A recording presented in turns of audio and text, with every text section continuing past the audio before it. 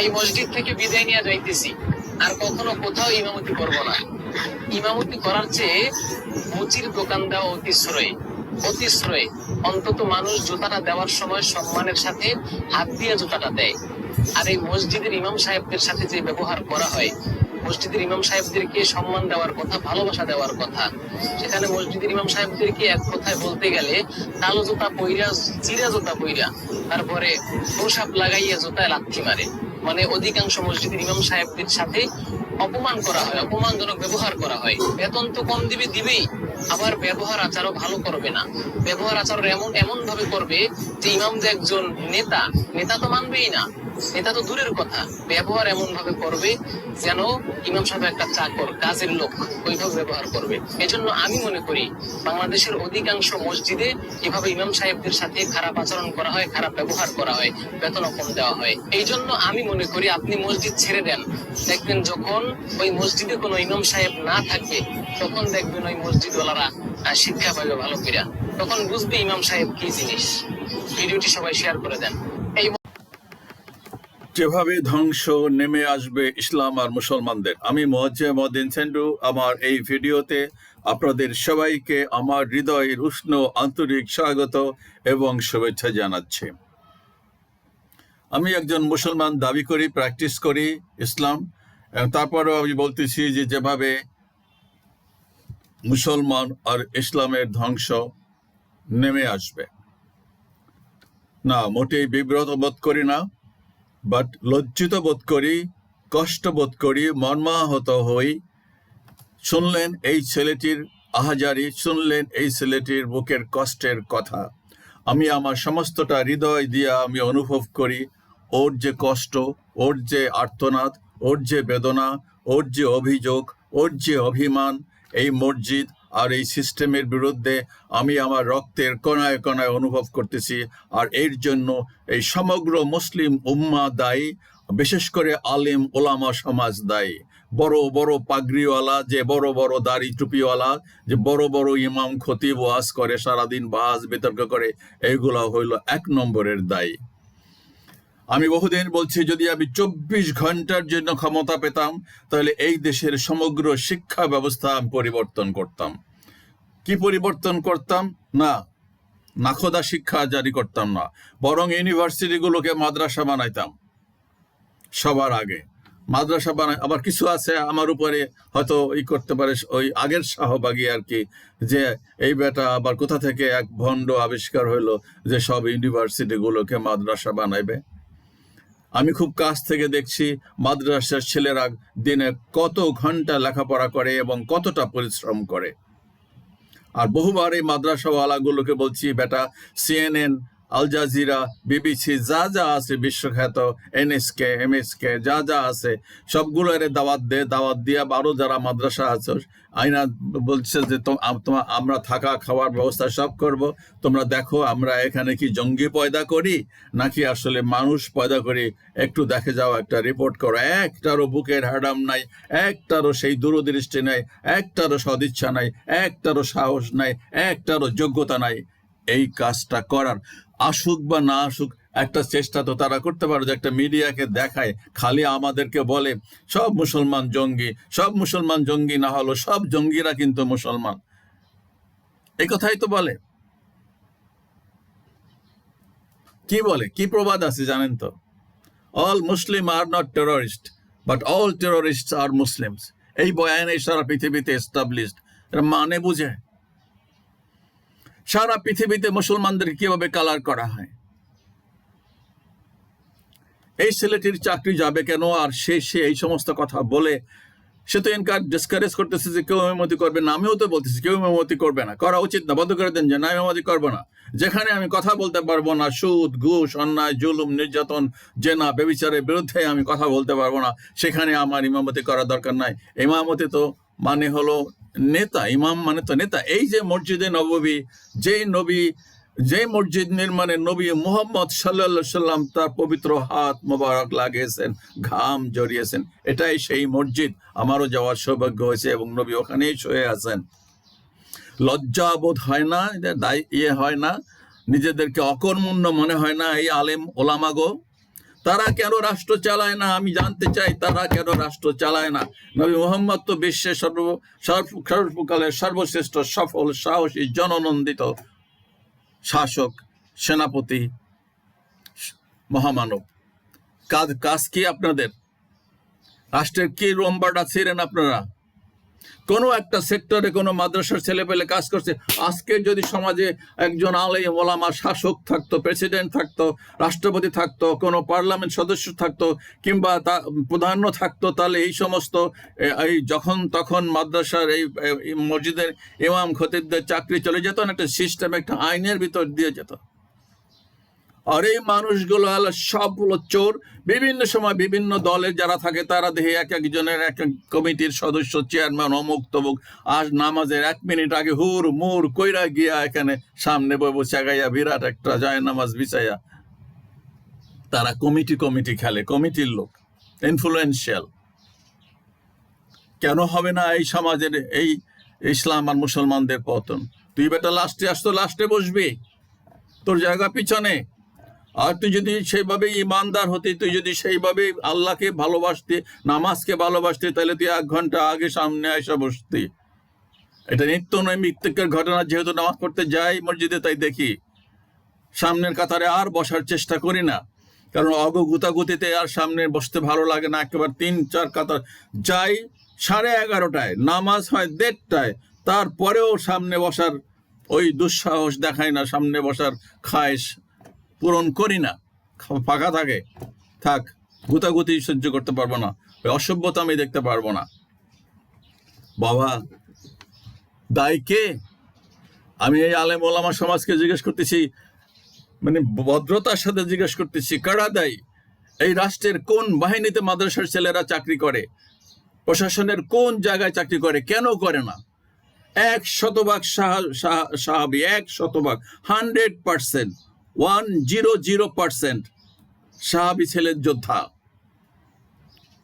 খলিফাগণ ছিলেন যোদ্ধা। কয়টা খালিদ বিন ওয়ালিদ, কয়টা সালাউদ্দিন আইয়ুবী, কয়টা ওমর বিন খাত্তাব তৈরি হয়েছে এই 1400 বছরে? একটা রাষ্ট্রেও কি একজন সালাউদ্দিন আইয়ুবী শাসক হতে পারতেন না? এই বাংলাদেশে একজন সালাউদ্দিন আইয়ুবী রাষ্ট্র ক্ষমতায় আসতে পারতো না? কেন পারলো না? চেষ্টা করেছেন, কোন সময় কথা বলেছেন কোন ফোরামে যে আমরা একজন সালাউদ্দিন আইয়ুবী চাই? একটা সূরা নাজিল হয়েছে, গজবের সূরা, আপনারা সবাই জানেন, আলেমরা আরো ভালো করে জানেন। যেদিন নবী মোহাম্মদ নবুয়তি পেলেন এবং প্রকাশ্যে ঘোষণা দেওয়ার আল্লাহ তাআলা বললেন, তখন তিনি সাফা মারোয়া পাহাড়ে, আপনারা ভালো করে সাফা মারোয়া চেনেন, একটু ছোট পাহাড় ছিল, ওখানে উঁচুতে উঠে উনি সবাইকে ডাকলেন, মক্কাবাসিয়াত। আমি মোল্লা হলে তো ওই আরবিতেই কইতাম, ইয়া হাবিবি ইয়া হাবিবি ইয়া হাবিবি, ইদারাও মেরা বাত শোনো। এটা তো আরবি না, এটা তো উর্দু। ডাকলেন, ডেকে বললেন যে আমি যদি বলি পাহাড়ের ওই পাশে শত্রু আসে, তোমরা কি বিশ্বাস করবা? একবার কেউ বলতেছে, হ্যাঁ আমরা করবো, মুহাম্মদ তুমি কখনো মিথ্যা কথা বলো না। তখন উনি এই কথা যখন বললেন, তখন আবু লাহাব, সে ওনার আপন ছিল, আপন লোক, চাচা, সবচেয়ে বেশি নবীকে অপদস্থ করছে, গালিগালাজ করছে, বকাঝকা দিছে। আর সেই আবু লাহাবের জন্যই সূরা লাহাব আল্লাহ তাআলা নাজিল করছে, ধ্বংস হোক আবু লাহাবের।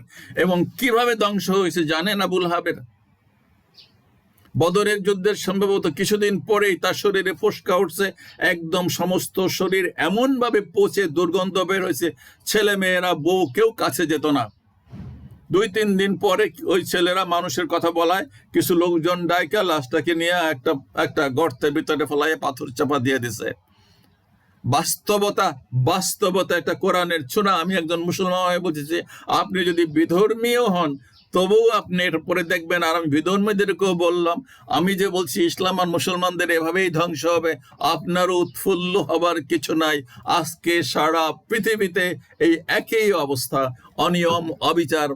আমি তো বলছি, আমি যদি 24 ঘন্টার ক্ষমতা পেতাম, তাহলে ধর্মীয় শিক্ষা সবার আগে ইউনিভার্সিটি পর্যন্ত বাধ্যতামূলক করতাম সবার জন্য। এটা থাকবে। আজকে এই অবক্ষয় এই অবনতি, এই মারামারি, এই হিংসা বিদ্বেষ, এই যে চাকরি চলে যাওয়া, এই যে জেনা বেবিচার কি হচ্ছে, 5 জন মার্ডার, স্বামী নিজে তার 3 সন্তান, স্ত্রীর ভাইকে খুন করে থুয়ে যায়, এটা তো লেটেস্ট ঘটনা। Each and every day it's happening all over the world. অস্বীকার করতে পারবেন কি হচ্ছে ভারতে? ওনারা ক্ষমতায় গেছেন, কি হয়েছে সেখানে? মসজিদ ভেঙে দিচ্ছেন। মসজিদ কি করছে? এটা সারা পৃথিবীতে, তো আমি বললাম যে আপনি যদি বিধর্মী হয়ে থাকেন, যে মুয়াজ্জিমউদ্দিন সেন্টুর এই কথায় উৎফুল্ল হওয়ার কোনো কারণ নাই যে এভাবে ইসলাম আর মুসলমানদের ধ্বংস হবে। সমস্ত জাতি ধ্বংসপ্রাপ্ত হবে। যখন কিয়ামত হবেন তখন কেউ রক্ষা পাবে না। আর কিয়ামত তো তখনই হবে যখন এই পৃথিবীর আর কোনো নীতি নৈতিকতা, বিচার, ইনসাফ থাকবে না, আইনের শাসন থাকবে না। এখনই তো নাই। অত্যন্ত দুঃখজনক, অত্যন্ত বেদনাদায়ক। আমি বলছি, আমি ভিডিও করি 15 থেকে 35 বছর পর্যন্ত। এই ছেলেটির বয়স 35 বছর সম্ভবত হয় নাই। সে একটা মসজিদে ইমামতি করত। যাই হোক না কেন, তার তো পরিবার আছে, তার ভাই ব্রাদার আছে, মা বাবা আছে। বেতন তো 5,000, 6,000, 7,000, 8,000, 10,000-এর বেশি দেওয়া হয় না। তারপরেও সেগুলো বাক্স চালাইয়া দেন। যাই হোক, আর এই ইমাম খতিবদেরও দোষ আছে। এরা বলছে তো এই বরদোয়া দেয় না কেন? দিতে পারে না, কারণ এই যে ক্ষমতায় সব যারা থাকে তাদের বিরুদ্ধে বরদোয়া দিবে কেমনে? পুরা সিস্টেমটা নষ্ট, করাপ্টেড। পুরা সমাজ, পুরা বিশ্ব ব্যবস্থা করাপ্টেড। আজকের বিশ্বের যত অশান্তি, যত মারামারি, যত বিশৃঙ্খলা, সব হলো এই নোংরা, অধপতিত, বিভাজনের, হিংসাশ্রয়ী, স্বার্থান্বেষী রাজনীতির কারণে। কতগুলো কথা বলছি।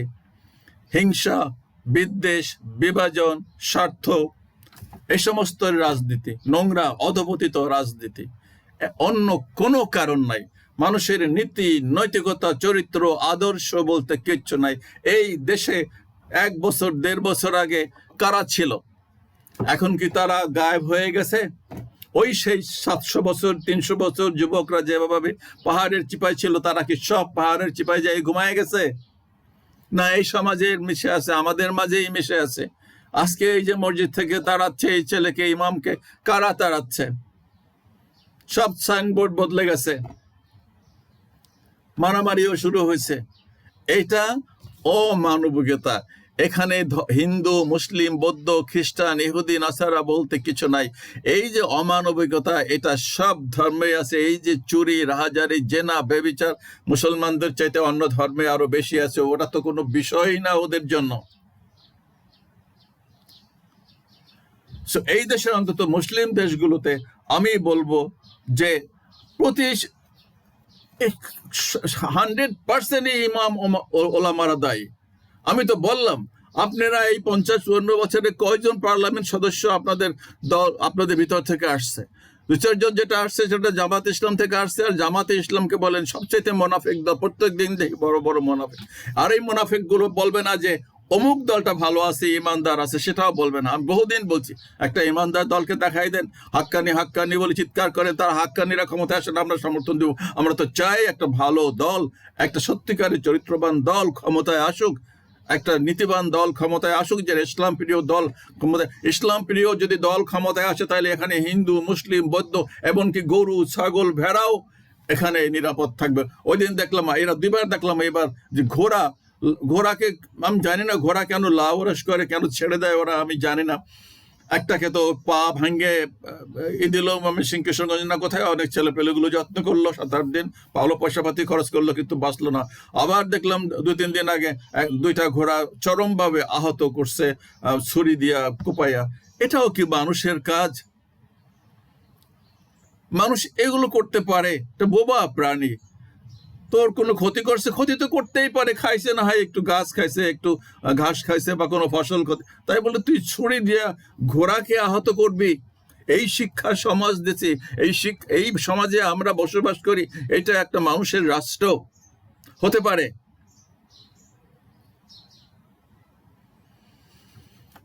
কোথায় যাব, কি বলবো? অত্যন্ত দুঃখজনক। আমি ক্ষোভের সাথে বলতেছি, এই আলেম ওলামারা যদি ঐক্যবদ্ধ হতো, আজকে যে একটা লাশেরও আমরা জানাজা পড়াবো না, একটা মসজিদেও নামাজ পড়াবো না, যা হয় আল্লাহর কাছে জবাবদিহি করব। বন্ধ। আমরা 100% স্বাধীনতা চাই। আমরা দল মত বুঝি না, আমরা শুধু ওনাদেরও কুরকুরি আছে, ওনারাও দল করবে এবং দলের কথা বলবে। আমি বলছি আপনারা দল মত করা, আপনারা করেন আল্লাহর দল, আল্লাহর কথা বলবেন, নবীর দল, নবীর কথা বলবেন, দিনের কথা বলবেন। সেই গার্ড, সেই পাস, সেই সাহস, সেই কারেজ, সেই দূরদর্শিতা সবার আগে দরকার আপনাদের সকলের ঐক্য। সব তো দালাল, দিনের বেলা করেন বিরোধিতা, রাতের বেলা হালুয়া রুটির ভাগ নেন। এই যে ইলেকশনটা হলো, চোখের সামনে যে ইলেকশনটা হলো, দুটো দলের কথা বলতেছি, অন্তত একটা দল যদি ওই সাপোর্ট দিত, যে আমি বারবার বলছি কথাটা, বহুবার বলছি,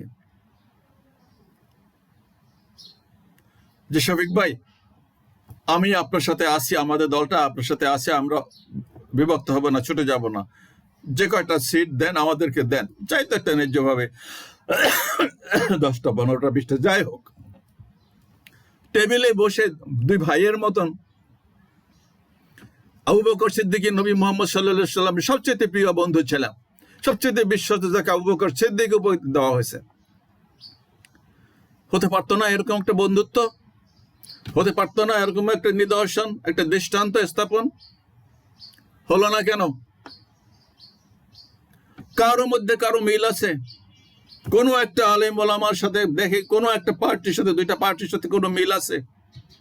অনেক অলিয়া উলিয়া আছে অনেক জায়গায়, বরিশালী, পিরোজপুরি, নাগাল্যান্ডি, ওই ওই কোথায় কোথায় শিলংই, কোথায় কোথায় পিরোজপুরি, কোথায় কোথায় সিলেটি, কোথায় সবার এক একটা নামের আগে এক একটা মাদানি, কোথায় ফাদানি, কোথায় গাদানি, সবার নামের একটা টাইটেল আছে। কারো নামে কারো মিল আছে? কারো সাথে কারো মিল আছে? কারো সাথে কারো ঐক্য আছে? কারো সাথে কারো সম্মান, শ্রদ্ধাবোধ, হৃদ্যতা আছে?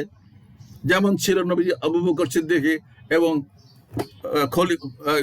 নবী মুহাম্মদ সাল্লাল্লাহু আলাইহি ওয়াসাল্লাম আবু বকর সিদ্দিকের ভিতরে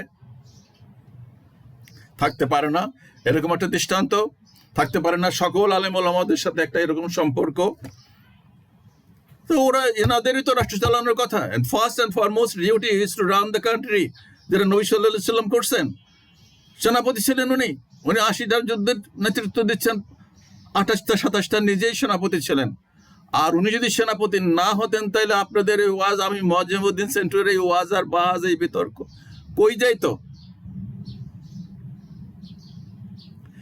ভুলেও বলবেন। ওই যে বলছি, 200 বছরের ব্রিটিশরা মগজদের মধ্যে ঢুকাই দিয়েছে, যা তসবি দিয়ে এবার দিলদার বিবি খোঁজ আর জান্নাত খোঁজ, তোদের এই প্রশাসনে আসতে হবে না, রাষ্ট্র পরিচালনায় তোদের কোনো কথা বলতে হবে না, যা চুপ থাক।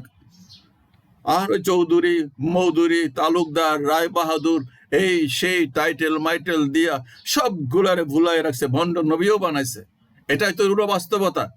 200 বছরে আলিয়া মাদ্রাসায় কি পড়াইছে, কি শিখাইতে পারে, এটা সবারই বোধগম্য। না হলে এই আলেম সমাজ নিষ্ক্রিয় কেন? এদেরকে তো স্লো পয়জনিং করা হয়েছে। আদারওয়াইজ এরা প্রত্যেকে হওয়া উচিত ছিল একজন খালিদ বিন ওয়ালিদ।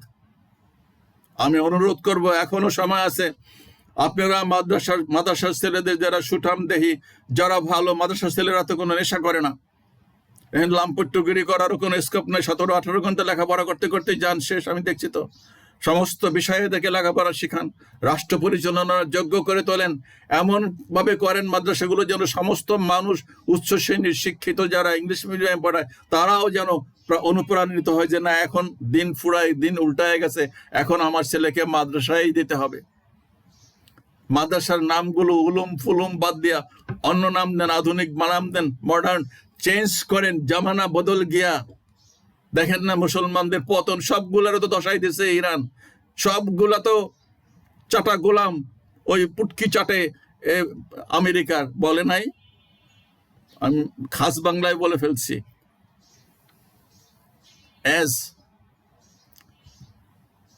কিস মাই অ্যাস।